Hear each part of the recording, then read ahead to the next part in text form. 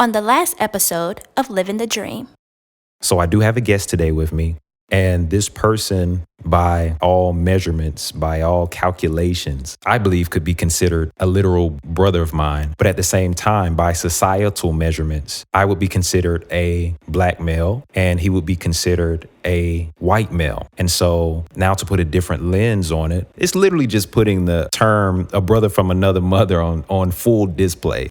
It struck me that I wanted to have a conversation around a lot of the dealings and a lot of the things that are happening currently, concerning the whole George Floyd murdering. I appreciate you asking me to be a part of this conversation. There is a privilege that's given to you as a white person, just being honest, that you get the benefit of the doubt as to where most black people do not. That's my experience. Wow. In a lot of these situations where I've been hanging out with my friends and witnessed things and seen different things happen. The justice system is so unequal, the way that people are treated. It's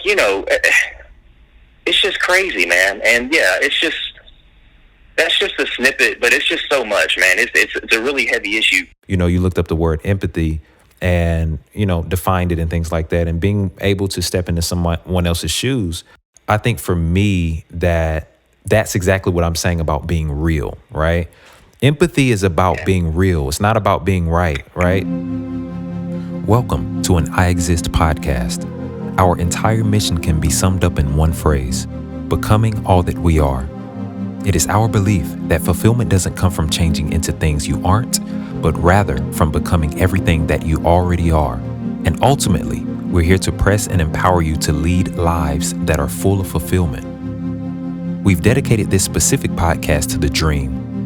Not to having the dream or even talking about the dream, but to living the dream. The reality is that there's a stark difference between having a dream and manifesting one. Here you'll gain insight and wisdom keys directly from some of the water walkers of our generation, dream practitioners, those who have decided to tread paths where there were none, to step out into only what they could see. Come take a peek into the minds of some who, from within, create our world's most magnificent realities. I'm the creator and host, Bryan Pharr, and this is the Living the Dream podcast. Hey, welcome to the 9th episode of Living the Dream, the podcast. Again, I am your host, Bryan Pharr, and as always, I appreciate you for tuning in. So we're going to jump right into the completion of a conversation that was struck by the horrific murder of George Floyd. If you didn't know it, I am an African-American man. And so a lot of the themes that have been striking the heart of America and the world around us have been struck in my heart for a long time. And so I wanted to make room for such an important conversation in this day. I do believe it's unfortunate that it still remains a conversation that needs to be had, but at the same time, I will do my duty to make sure that I'm contributing to the betterment and the progress of the land in which we live by conversation and even more action until changes come. So again, this is part 2 of a 2-part series entitled Until We're All Free. And as I just stated, before I get back into the conversation between my guest and I actually want to preface it with a few closing thoughts. I honestly have so much to say about this in general. And honestly, if anyone wants to reach out to me on a personal level, we can talk about it. Again, there's so much I want to divulge. There's so much I want to say, but we are limiting what is being said through this podcast, although it is a very important conversation. And therefore, again, if you want to hit me up about it on a personal level, no matter who you are, black, white, Hispanic, Asian, Indian, wherever you come from, whoever you are, whatever I left out, whatever distinction that could be made about you, if you want to hit me up about it on a personal level, I'm willing to have this conversation because it is an important one. But let me just say this before we get back into that conversation. First of all, I think it is incumbent upon every person to know the difference between an issue of racism or another problem of the heart. Let me actually let you know what I honestly feel about this whole situation involving George Floyd. Although race normally plays a factor in some type of way. Above all, I believe, and I want to say this and be on record saying this before any more facts come out or any more evidence comes to the table that is brought to the forefront publicly, I believe more than anything, above all, that this was an act of revenge. It's just my gut feeling on it. I feel like There was some maybe interaction, something that set off an incident between Derek and George. The victim of this senseless crime, I don't know, could have been years ago. Whatever the situation, there is a grudge there, is what I feel. And he took the opportunity by the overuse of power in his position as a police officer and based upon racism, racial bias, things like that, again, which always can play a factor into things in which it doesn't seem to be as big of a deal for a black man to die in the street as it would for another race. So that does become an additive. But more than most, I do believe that this was an act of revenge. And I just want to go on record saying that. But coming out of that, I want to say that it is incumbent upon all of us to know the difference between racism, which is an issue of the heart, and other issues of the heart. If racism was to go away tomorrow and I had the quote unquote same opportunity at a job, at getting a loan, at getting a certain type of education as anyone else in this country, there are still other issues of the heart that will become a hindrance or an obstacle at some point in life.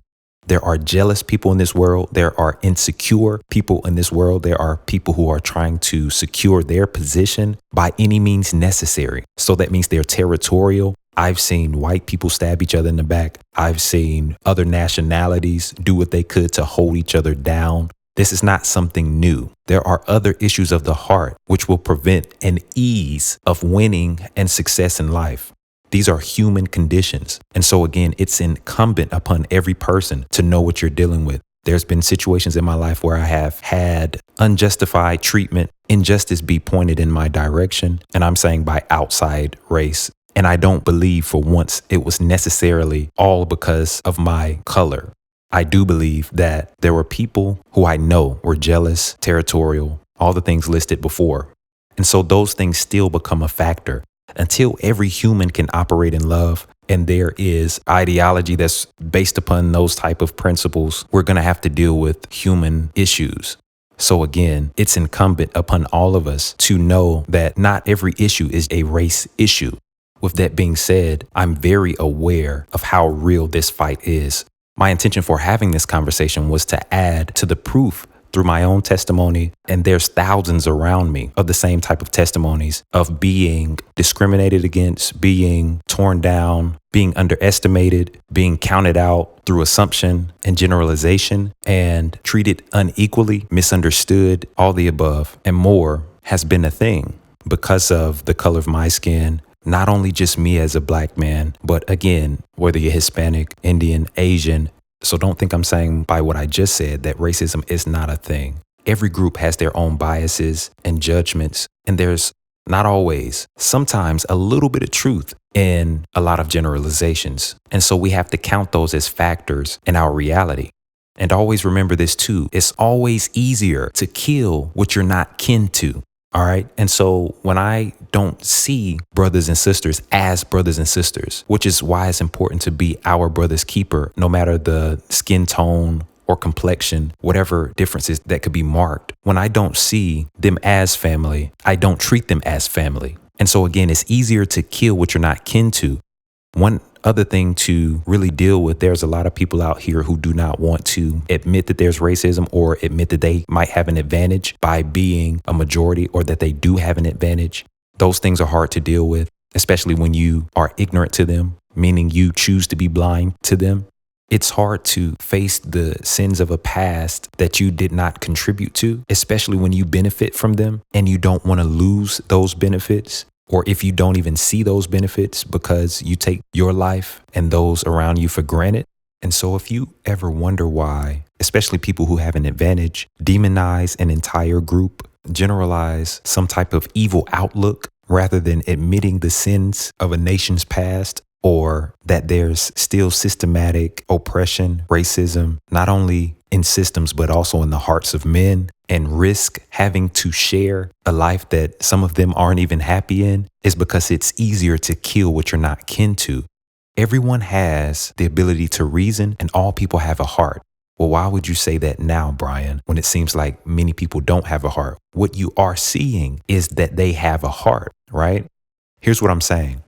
You know people have a heart because when they try to justify an evil action, They have to do it by denying the humanity of someone that it's happening to. It's the reason why there was the whole Three-Fifths Law when it came down to Black people in general. If you don't know, at a certain point, Black people were only considered 3/5 of a human in America. But that was to deal with the heart of a man. Because I have to see you less than human in order to kill you, because I can't kill what I'm kin to. I have to do something that makes you not at my level so that I can justify doing harm to you or doing something that I would not do to my own brother, to my own sister, to my own wife, to my own mother. There has to be something that disqualifies you from the same treatment that I would give to people who I see as me. And so this is some of the foundation of racism. It's the ignorance, it's the denying of the fact that we are brothers and sisters and we're all the same. And until people can get on that plane and begin to build relationships with people, long lost brothers, long lost families that we've always had, then it'll always be easier to kill what you're not kin to. It's much easier for people to kill and eat an animal, of course, than somebody that's in their own family or something like that, because any stable-minded person who has a heart will find that difficult, knowing that I'm actually just doing that to another version of me. Two things and I'm out of the way. I want to say that acknowledging racism does not make me a victim of racism. I am not a victim. The reason why, if you're wondering, I'm only given the subject matter 2 episodes of this podcast is because I want to be too busy living the dream than being victimized by any system, circumstance, or person that would try to tell me that it's impossible to become something because of my skin color, or even attempt to try to stop me from becoming. Again, we can have the conversation if you want, but I'll do it in a private way in terms of you hitting me up personally. But I've only done that because I don't have a lot of time to dedicate to an issue that I've chosen to rise above. In the same sense, I'm saying that as an example to all of you. The intention, again, behind doing this podcast about racism and injustice and oppression that tries to come through the veins of systems and other people is just so that you would know, first of all, it's real and that it's an enemy to you. But I did not do it so that you could succumb to its power. You are not a victim. Acknowledging that someone is trying to victimize you is not bad. Again, it's okay to admit that there's racism, but I don't want anyone to become a victim of it. Living the Dream was established to tell people, to show people, to be proof positive, to become a model, ultimately, that you can live your dream. Again, I'm not recognizing racism as a means to justify failing in life or anything like that. I do not choose to be a victim of whatever comes my way. There's more things than racism in this world that there is to fight. There's a slew of things. You have to fight your own mind. You have to fight yourself in a lot of different ways. Laziness and excuses of all types and old dead patterns, things that come from your family. A lot of you are experiencing systematic injustices, and it's coming from your family. And it's coming from people that belittle you, not because of the color of your skin, but because of their choices and the way they've settled in life and the way they don't see you being able to overcome what they couldn't. All right. So this is not an excuse to not live your dream. This is not an excuse to become a victim of what we're pointing out. But it is very wise for you to know who your enemy is and how they work. There are a lot of people that are going to tell you you can't do something because of your skin, because of where you come from, because they can't do it. This happens to all races, all nationalities. There is a common enemy who will try to get to you, oppress you, serve you with all types of injustice in order to stop you. You have to realize that it's there, again, which is why these conversations are happening. But at the same time, you have to rise above it and choose differently than to just succumb to it. This is not an excuse for hopelessness or doubt or anything. I'm telling you, whoever you are, you can live the dream. Do not play into any other idea. It was Martin Luther King's dream that much of the systematic oppression that is still trying to show its head today be completely done away with. And I believe even through his efforts, it takes time, but it's still happening. I fully believe his dream is still coming to life. That may not be your dream, but whatever it is, you fight for it. Him being a black man did not stop him from the efforts. He decided to not become a victim of his circumstances, although he died, because it was a very real thing. And you have to know that you have to be willing to die in order to live out your dream. In many cases, whoever you are, 50 Cent, get rich or die trying. It's almost in essence what I'm saying. And in that case, death is not an enemy. It's just a vein through which change has come. There can be no excuse, but there should be awareness. Because you can't overcome an enemy that's holding you back that you can't identify. That's the reason for the awareness, but it's not an excuse to be hopeless and give up. Lastly, I want to say this. I am so proud to see how many people are in this fight for justice, for equality, for the change that Martin Luther King and many more people wanted to see. I don't even want to get into naming all the names, and I don't even know all the names, and you don't even know all the names of the people who have fought and wanted to see this change, not only in America, but around the world. I'm so proud to see it. And if nothing else, that should encourage you, whether you're black, white, or whatever, that you can overcome. We will live the dream. That's my promise. I will live it. And so will you, if you choose to, if you get to. All right, so here's the rest of the conversation. Enjoy it. So in that situation, this is what law says to me. Well, he has to go through due process. We have to do an investigation. We have to whatever. What real says to me, which honestly, the mayor displayed a certain amount of empathy, a high amount to me, empathy and real behavior by saying, listen, I went home and I thought about whether or not if anyone else in this world besides this man, had it been anybody else who wasn't a police officer, had it been anybody else who wasn't a white male or white female, done this to another person, they would have been in jail immediately. That was him being real, right? Not him trying to be right, using all of the political and legalistic ways to get around doing something to a person. In any other scenario, this person would have been in jail, right? Immediately. That was him being real, right? So here's what I'm saying. To me, being real has to do with you actually being empathetic. See, stepping into someone else's shoes doesn't mean to me that you ain't got to go as far as to paint yourself or get tanned and then go around and see how that feels. You don't have to go that far. I'm saying if a black person's son or daughter or black family's relative gets murdered in the street in some type of cruel way, like an animal, to be empathetic, all you have to say is, wow, if that was my son, then XYZ, right? Because we're all people at the end of the day, right? It doesn't take you going that far and putting on quote unquote blackface in order to see what it's like. As a black father, I would care about my child as much as any other person would, right? So put your child, in this instance, in the place of George Floyd, put your child in that place and then put yourself as the parent, right? That's called being real. Again, neither one of us is generalizing any type of bashing. What we're doing is adding the admission that no white people are perfect. All right. The same way no black people are perfect. The same way no, whatever unrealistic idea of perfection you have, in your mind, or some pseudo standard that people would call perfection. Let me say it that way. Nobody's that. When generalization comes to, well, not all people are bad, the balance of that statement is, but some people are. You understand what I'm saying? I told a friend a long time ago, and this is just the truth of the matter. We may not, as a black people group, and this is just me being honest and real, we may not act as secretive as other people. But if we want to try to draw distinctions and differences, one of the distinctions I do see is just the amount of secrecy.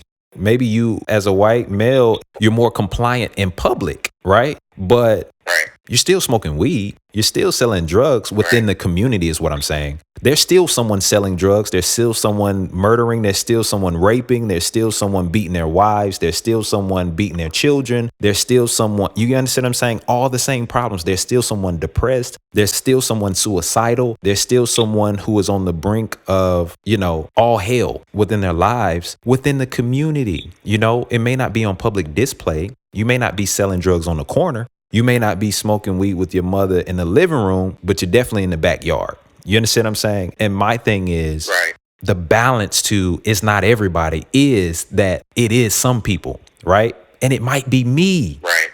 Where's that admission? You understand what I'm saying? And until we can be real and stop trying to be right and stop trying to avoid guilt and stop trying to avoid being guilty in certain situations. See, there has to be a bravery among people to be willing to say, I'm not perfect. All right. I can't even have this conversation without absolutely looking back and saying, Okay, have I showed preferential treatment? Have I been the person that's like, man, I don't want no white people food because blah, blah, blah, blah. You understand what I'm saying? Absolutely. You get what I'm saying? If I can't look back and say that, then again, I'm part of the ignorance and the problem that doesn't allow each people to be real. To be honest with you, if you're going to be racist, I'd much rather you be openly racist. You know what I'm saying? At least I know what I'm dealing with. At least it's not this systematic, secretive thing in which now you're firing me because you're saying that, oh, we just don't feel like you're a good fit, or we just don't feel like that you have the skill enough, and whatever the situation is. I'd rather you just say, well, we don't get along with black people that much. I don't really, there has to be a level of real to deal with anything.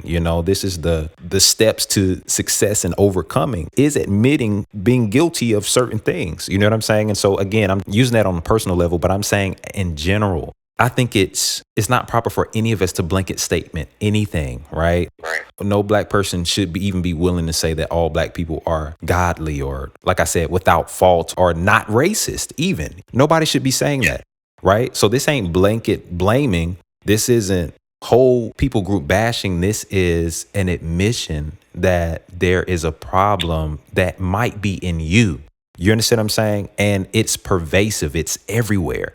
And until people can be more real, then they're willing to be right just to avoid guilt and to try to find a legal way to slither out of looking bad or trying to be politically correct all the time and things like that. There will never be any true justice that can be served, right? Because we're not dealing with what it really is until people start stepping out of their stink long enough to see that it does stink. Right. You get what I'm saying? There can be no healing. You're strong if you can do that. That ain't a weak thing. You're strong if you can come on here and admit to certain things. It doesn't make us weak, and I'll be the first amongst whoever to do it, and I'm not trying to justify anything from anybody. I'm just saying that if you have to be a leader as a person who's willing to admit guilt and admit the real reality of things, again, kudos to everybody that's out there doing that right now. I think a lot of people are stepping up. I think a lot of people are still fearful, but hopefully voices like these, podcasts like these, conversations in which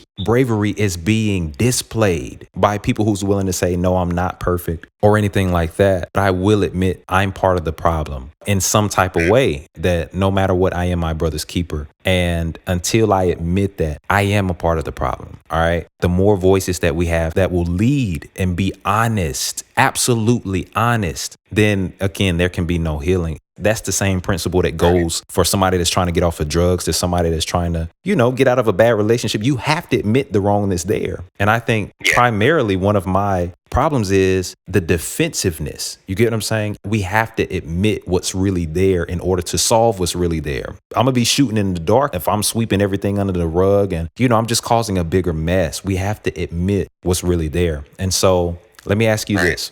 You said there's also a pervasive fear, which I agree 1,000%. Two things. I feel like it's coming from ignorance. You know what I mean? I think it's coming from, it's like the fear of the unknown. If you're afraid to die, it's because you don't have much knowledge about death in general, right? You don't know what's going to happen. You're kind of in the dark about it. And so even with this COVID-19 situation, there's so much pervasive fear going around the world because nobody knows what's going to happen. When is it going to lift? How am I going to survive? Whatever the situation is, there's so much fear of the unknown. You get what I'm saying? Can I catch this? If I do, what it's going to feel like? You know what I mean? Like, is it possible for it to get in my dog? Whatever people could worry about, there's a fear of the unknown. And so fear is a very big pervasive thing right now. But I want to ask you this. Do you also feel like there is some type of fear of karma, or that has kind of flowed through generations because of slavery, because of allowing things to go too long without saying things, because of ignoring things and not speaking up on things? Do you feel like there's a fear that's inherent to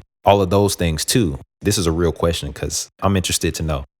Yeah. I mean, I've never honestly thought about that, and I've never really understood the fear, but that potentially could be why. I mean, maybe it's just a pass down, our time's coming, we're going to get payback. I don't know, to be truthful with you, but that might be a good idea if maybe we're originated. Not for everybody, of course, but it just seems like the fear is universal. Yeah. As well. It's just trying to pinpoint that, and maybe in a later conversation we'll be like, yeah, this is it. But I think that us trying to talk about it and figure out where it originates from, it's definitely a good start because it is a very real thing that exists.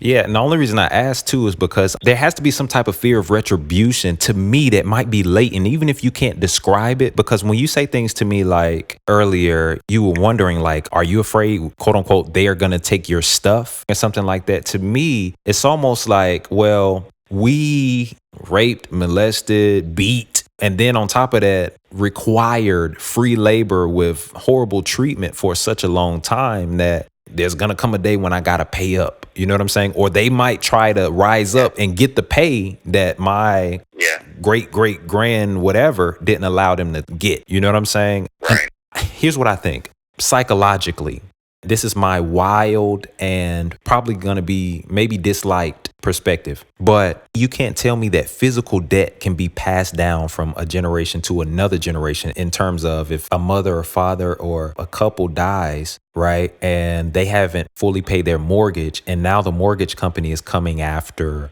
the children because of the way business was handled with the parents before them. You can't tell me if that's possible, that it's also not possible that the debt of a forefather couldn't be passed down, I'm saying even psychologically, to another generation, right? And so if I wrongly treated somebody, it's almost like this idea that not only can generational quote unquote blessings be passed down if I was a person that was really great with my money and really great with how I lived and my child was blessed because of it, in the same way that if I was really horrible with it and I started really bad patterns in my life, it would almost create a generational curse of patterns that could set off in your family. In the same way, I fully believe that it's quite possible for, again, the debt of someone before you to be, to be honest with you, I can be empathetic on a person that's like, man, I haven't chosen that path. You know, for the people that are trying to defend on one side to say, man, this is not all white people. I actually love everybody. I actually love black people or whoever else is being. I'm just not speaking on behalf of black people today. I wouldn't like to be viewed that way. I know that the whole George Floyd situation is the marker for which I'm having this conversation is very important. And I'm not ignoring that. But I also want to extend my voice to say for anybody that's a minority or being treated wrongfully because you are a minority and don't have the advantage of whatever else comes with having the benefit of doubt in a lot of situations. I want this to extend to you too.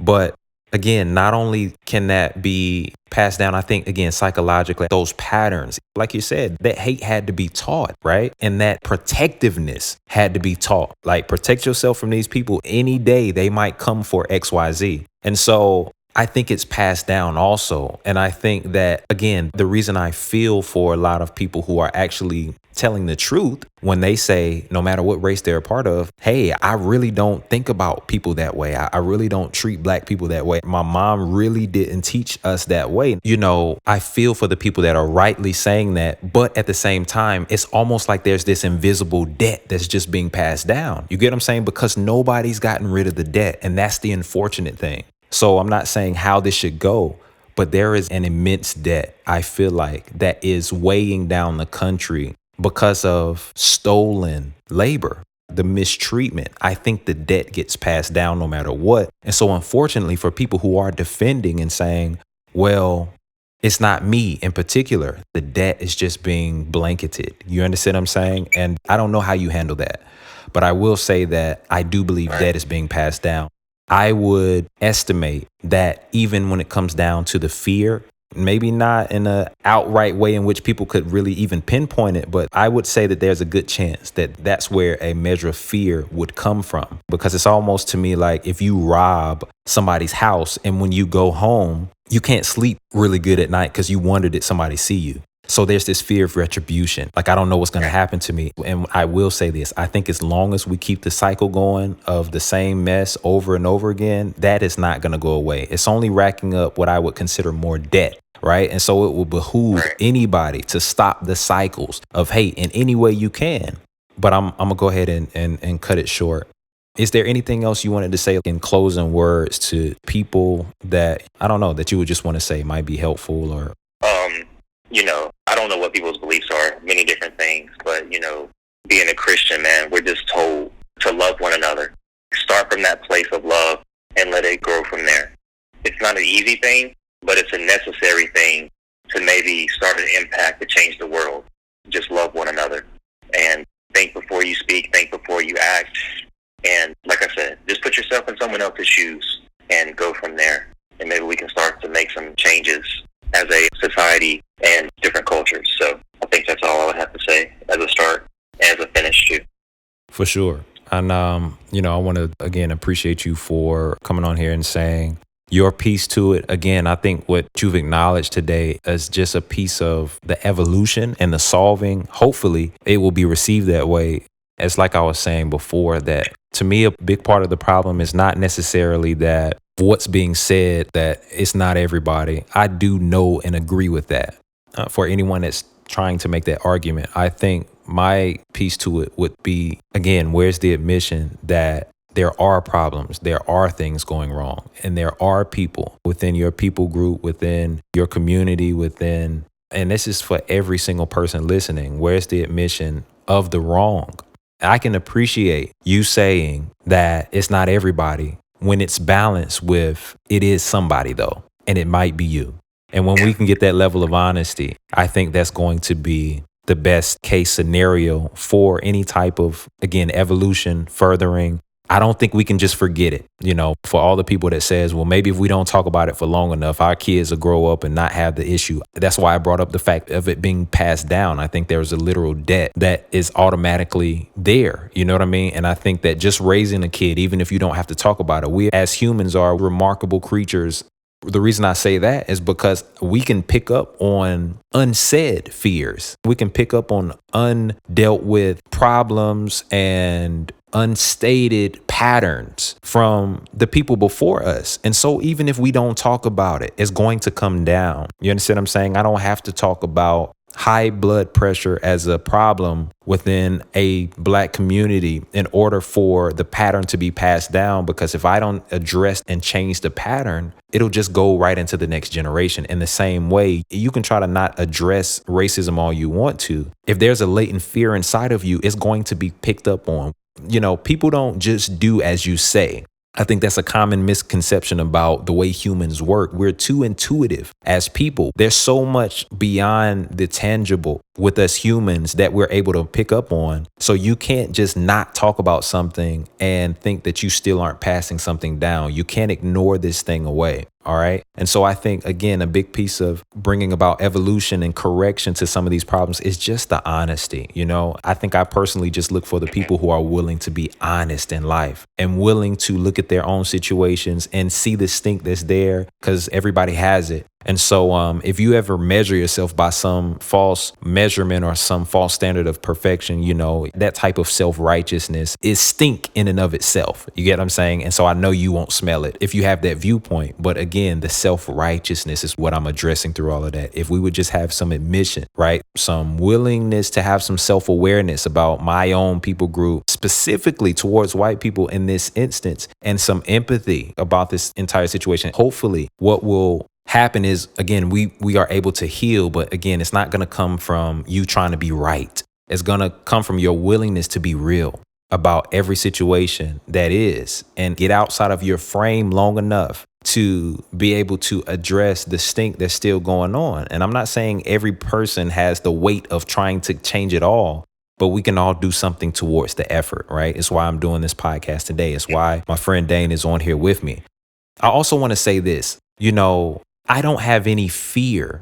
I can't describe why that is, but for all people who would feel like they're on the receiving end of the short end of the stick, for lack of better terms, one thing that I will never allow myself to do is become a victim personally. And maybe I can be an example of that, hopefully, but even if not, I'll just state it. After all of these things happen, and I can't say that I'm not the person whose heart might race a little differently than another race if I get pulled over or something like that. I've obviously had discrimination pointed towards me from police directly. There was a time when I had dreadlocks in my hair, and I've never been pulled over that many times in probably 3 years. I think I had them. I've never been pulled over that many times in my life than that 3 years. And it was literally situations in which people were pulling me over and just saying, hey, where are you going? And when they couldn't find anything or didn't smell anything or whatever they were looking for, they would just have to let us go. And never been charged with anything other than traffic tickets. I don't have any records that would say you need to be looked at as a criminal. And yet I do know that that has been the case many times and still is the case. And so with that, at the same time, I don't want us who are being treated in that type of way. I can't even tell you, I'll talk about it later. This is just coming from the heart and my mind at the time. So I don't have a great deep explanation for it, but I don't have any fear. And if anything, I would hope that be upon every person who is disproportionately at a disadvantage, according to numbers or according to your situations in life. Like, I would hope that you have no fear, that you would come to the place that you would believe in yourself enough, believe in God enough, believe in humanity enough, still believe in your destiny enough, believe in your purpose enough that you would still walk this world. I don't have any fear. I saw what happened to the man, and I still don't fear going out into this world. It's nothing about me that's going to teach that to my children, that's going to try to perpetuate that in any type of way through conversation. You're not going to get that from me. I don't think you should fear. All right. I'm not saying you shouldn't be careful. I don't think you should ignore whatever disadvantage might be present in your situation. You shouldn't ignore your poverty. You shouldn't ignore the fact that there's a bias set against you. I'm not saying that. I'm saying that you don't have a reason to fear. I'm saying that knowing that you do have a reason to fear. All right. I know that there's an option there. I know that there's enough evidence stacked up against you that you should, by all means, statistically be afraid every time you walk out the door. But I would hope that we can overcome that fear, that we can be the brave people we need to be to even bring about the change. I have no fear, and I'm willing to talk about this as bravely and as much as I need to. Again, without bias. Everybody's not the problem. All right. But at the same time, I am going to address the problem. And with that being said, maybe some of my last statements are this, that if you think you aren't a part of the problem, you are a part of the problem in any type of way. All right. And so, there's a statement that I wanted to make. I think I heard it from Jay-Z, and I don't know if he made it up or not, but I heard it from him. And he said that none of us are free until we're all free. And the statement I'm pulling from that is that we are our brother's keeper. Our brothers from another mother, our brothers from our own mothers. We are our brother's keeper. This world is so tied together, both intangibly and tangibly, that there is no way you will ever get out of being your brother's keeper. There is no way. All right.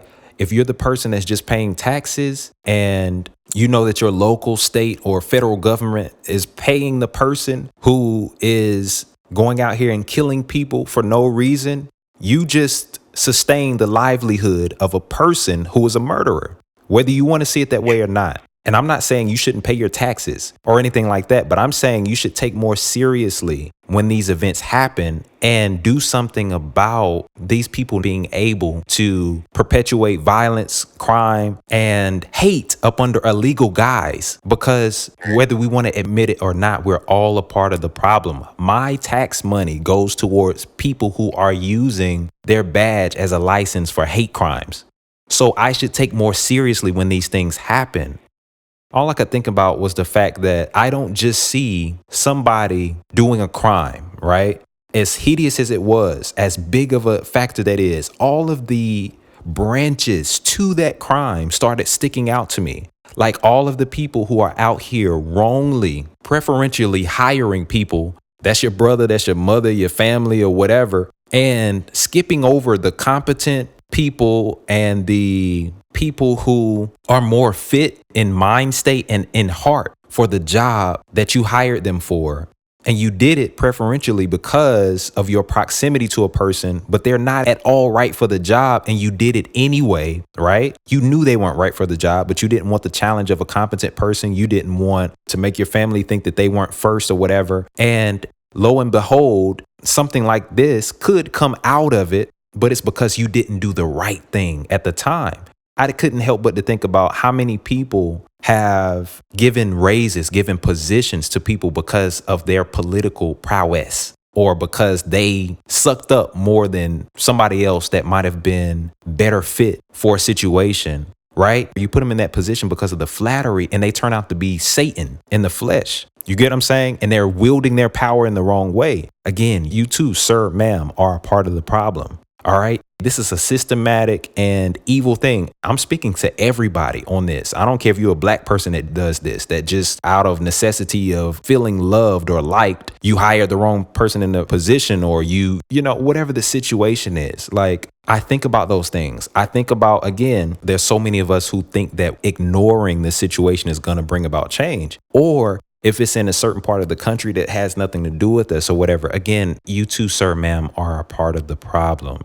Until we heighten the responsibility of what it means to be a human, to leave the world better than we came into it, and things like that. If you're not taking on any of that type of responsibility, you are a part of the problem. And I just want to echo that statement.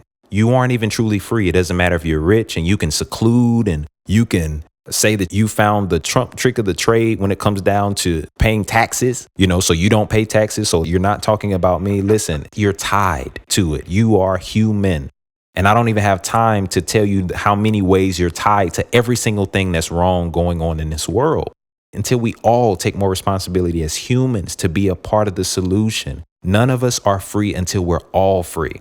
And so there will always be a debt that needs to be paid regardless. And it's not proper for any of us to uplift ourselves as being the better one in the situation because I don't treat Dane like this, or I don't treat white people like this. If I'm not addressing what's real about life in any type of way, none of us can carry the whole load by ourselves, right? But at the same time, if we aren't willing to do a part, participate at all in the solving and the solution of any real danger, any real situation, any real problem within this world, then you are being less than a responsible human being.